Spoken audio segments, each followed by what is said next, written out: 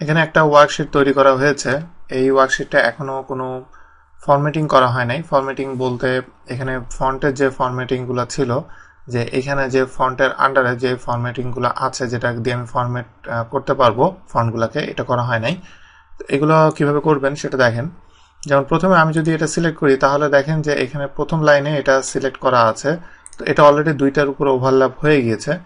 আর তার আগে আমি আপনাদেরকে একটা কথা বলি যে এখানে দেখেন যে এখানে দেখাচ্ছে যে একটা প্লেন ওয়ার্কশিটে আমি এটা যদি সেকেন্ড যে অপশন পেজ লেআউট, এই অপশনটাতে আমি যদি সিলেক্ট করি তাহলে আমার যতটুকু এরিয়া আমার প্রিন্ট হবে সেই এরিয়াটুকু আমার এখানে দেখাচ্ছে যে কতটুকু এরিয়া আমার এখানে আসবে। তো এখানে আমি যদি উপরে সিলেক্ট করি তাহলে আমার যেটা দরকার যে উপরে পুরাটুকু এখান থেকে সিলেক্ট করতে হবে, কারণ আমি সেলস রিপোর্ট অফ ফ্লাওয়ার এই জিনিসটা আমি পুরাটার মাঝখানে রাখতে চাই। পুরোটা সিলেক্ট করার পরে উপরে দেখেন মার্জ অ্যান্ড সেন্টার, এটার উপর আমি যদি ক্লিক করি তাহলে দেখেন যে এটা পুরাটা মার্জ হয়ে গেল, একটা সেল হলো এবং এটা সেন্টারে চলে আসলো। এরপরে এটাকে আমি বিভিন্নভাবে ফরম্যাট করতে পারবো। যেমন আমি প্রথমে এটাকে আগে বড় করছি, এখান থেকে আমি বড় করতে পারবো, বা আমি এখান থেকে আমি এটাকে বড় করতে পারবো। এটা আমি সাইজ একটু বড় করার পরে আমার ফন্ট আমি ক্যালিব্রিয়ায় আমি দিব, এবং এটা দেওয়ার পরে এবার আমি এটার যে ব্যাকগ্রাউন্ডের কালারটা আমি এখান থেকে চেঞ্জ করব। এখান থেকে কালারটা আমি চেঞ্জ করতে পারবো। তো সেই ব্যাকগ্রাউন্ডটা আমি এখানে এটা দিচ্ছি।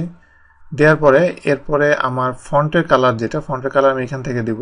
ফন্টের কালার আমি এখান থেকে আমি বিভিন্নটা দিতে পারি, অথবা মোর কালারস অপশনে আমি যে এখান থেকেও আমি দিতে পারি। তো আমি দেখব যে আরেকটা জিনিস, যে আমি যখন এখানে চেঞ্জ করব তখন দেখেন যে এখানে কিভাবে অটোমেটিক প্রিভিউটা শো করছে, যেটা আমার জন্য অনেক হেল্পফুল। আমি আগের থেকেই দেখে বুঝতে পারছি যে কোন কালারটা দিলে আমার জন্য ভালো হয়। তো আমি এখানে হোয়াইট কালারটা দিলাম। এরপরে এটা সিলেক্ট থাকা অবস্থায় আমি এটাকে বোল্ড এবং ইতালিক যদি আপনি চান দিতে পারেন। তো দেওয়ার পরে এবার আমি নেক্সট এইখানে এই পুরা এতটুকু রো আমি সিলেক্ট করব। সিলেক্ট করে এখানে আমি ব্যাকগ্রাউন্ডে আমি এই কালার এবং ফন্টের কালারটা আমি অন্য কালার দিব যেটা দেখতে ভালো লাগে। দেওয়ার পরে এখানে দেখেন যে এগুলো কিন্তু সবগুলো সাইডে লেখাগুলো, তো সাইডের লেখা যেহেতু আছে এগুলোকে আমাকে সেন্টারে আনতে হবে। এগুলোকে আমি সব সিলেক্ট থাকা অবস্থায় সেন্টারে আনতে চাইলে এই যে সেন্টার, এই সেন্টারে দিব, এবং এইটা আছে নিচে, এটাকে আমি সেন্টারে দিব। তার মানে এটা হলো পুরা সেলের মাঝখানে। যেমন আমি এটা একটু বড় করে দেখাই, একটু আগে এটা এরকম ছিল এবং মেনলি একটু আগে এরকম ছিল। তো পুরোটা সিলেক্ট করার পরে আমি এটা সেন্টার দিলাম এবং এখানে দিলে এটা সেন্টার হবে, এবং আমার হয়ে যাওয়ার পরে আমি এখানে ডবল ক্লিক করলে যতটুকু স্পেস দরকার ততটুকু স্পেসে নিয়ে নিবে। আরেকটা জিনিস, আমি সেলস রিপোর্টস অফ ফ্লাওয়ার এটা আমি সিলেক্ট থাকা অবস্থায় আমি এটাকে যদি চাই বর্ডার দিতে পারবো। তো সেই বর্ডারটা আপনারা এখান থেকে দিতে পারবেন। এখানে বর্ডার অলরেডি প্রিবিল্ড অনেক বর্ডার আছে, যেমন থিক বক্স বর্ডার যেটা, এটা আমি দিয়ে আমি যদি এখান থেকে সরি, দেখেন যে থিক বর্ডারটা সাইডে শো করছে।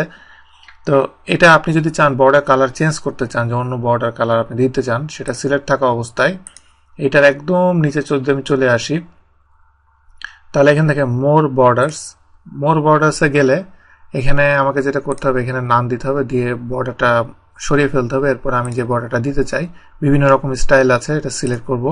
সিলেক্ট করে এখান থেকে আমি কালার নেব। কালার আমি যদি এখানে এই কালারটা আসলে বোঝা যাবে না, আমি গ্রিন নিচ্ছি।